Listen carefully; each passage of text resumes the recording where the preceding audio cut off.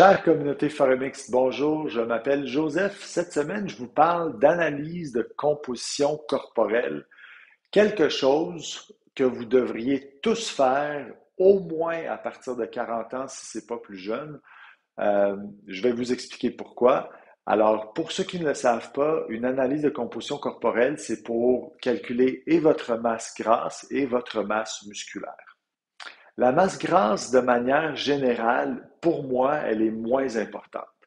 Je fais très attention en disant ça, mais tout le monde comprend très bien la problématique de la masse grasse. C'est-à-dire que j'ai pas besoin de vous expliquer que si vous avez trop de masse grasse, vous vous exposez à plusieurs problèmes de santé. Tout le monde est au courant.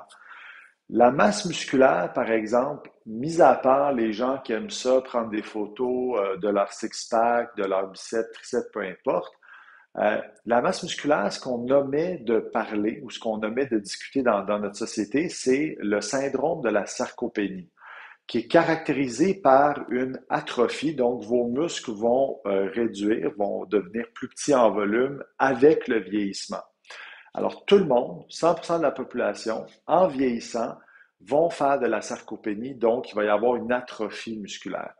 Et qu'est-ce que ça fait l'atrophie musculaire? Eh bien, c'est ce qui fait la différence entre rester autonome jusque le jour de votre mort ou de devenir semi-autonome ou d'être complètement dépendant de quelqu'un d'autre, donc de devoir être placé dans un foyer parce que vous n'aurez plus la masse musculaire nécessaire pour vous permettre de marcher, de monter des escaliers ou de ramasser des sacs d'épicerie. Alors là, je vais partager mes résultats d'une analyse de composition corporelle avec vous pour que vous puissiez comprendre qu'est-ce que je veux dire.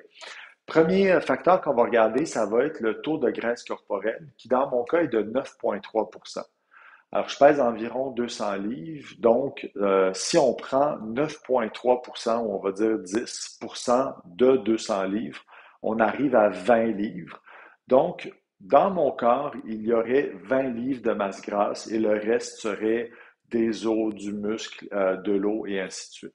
Maintenant, si on regarde ma masse musculaire, j'ai 106 livres de masse musculaire. Donc, j'ai environ la moitié de mon corps qui est de la masse musculaire. Ce qui est intéressant à noter avec la masse musculaire, c'est que c'est un système, le système musculaire, c'est un système qui consomme beaucoup d'énergie. Plus vous êtes musclé, plus votre métabolisme de base va être élevé. Alors, dans mon cas, le métabolisme de base, il est de 2166 calories. Qu'est-ce que c'est ça, le métabolisme de base? C'est l'énergie que vous avez besoin pour rester en vie 24 heures si vous restez allongé dans votre dos. Donc, si vous ne vous levez pas, vous n'allez pas aux toilettes, vous ne mangez pas, vous ne faites absolument rien pendant 24 heures, votre corps va avoir besoin de cette énergie-là. Plus vous êtes musclé, je me répète, plus vous êtes musclé, plus votre métabolisme de base va être élevé, donc plus vous allez brûler de l'énergie à absolument rien faire. Ensuite, on regarde l'analyse segmentaire, c'est-à-dire comment ma masse musculaire est répartie dans mon corps. Ici, j'aime bien faire une comparaison. En fait, je compare le corps à une maison. Mes jambes doivent être capables de supporter la maison totale que je suis, qui pèse 200 livres. Okay? Donc, mes jambes, en fait, c'est mes fondations. Dans ce cas-ci, comme vous pouvez voir, mes pourcentages sont au-dessus de 100% pour les jambes. Alors, mes jambes sont plus musclées que nécessaire pour supporter ma maison, le poids de ma maison totale. On continue avec la même analogie. Le tronc, c'est comme votre charpente. Donc, la charpente de votre maison, c'est très important le tronc parce que pour être capable de maintenir une belle posture bien droite et donc avoir une moelle épinière qui communique de manière efficace avec tous les organes, vous devez être fort, donc des abdominaux et des muscles du dos. Alors, encore une fois, dans mon cas, il n'y a pas de problème de ce côté-là. Et puis finalement, les bras. Moi, les bras, je les compare un peu à la finition parce qu'ils sont importants, les bras, mais c'est pas à cause de bras faibles que vous allez être en perte d'autonomie.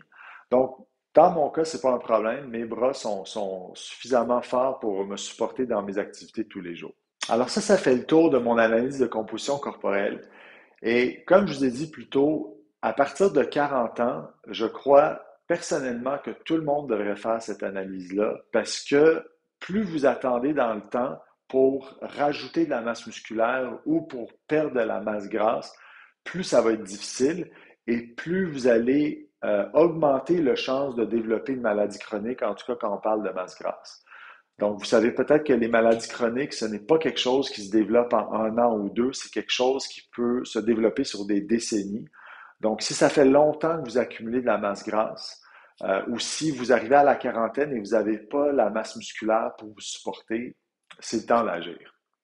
Sur ce, je vous dis merci et à la semaine prochaine.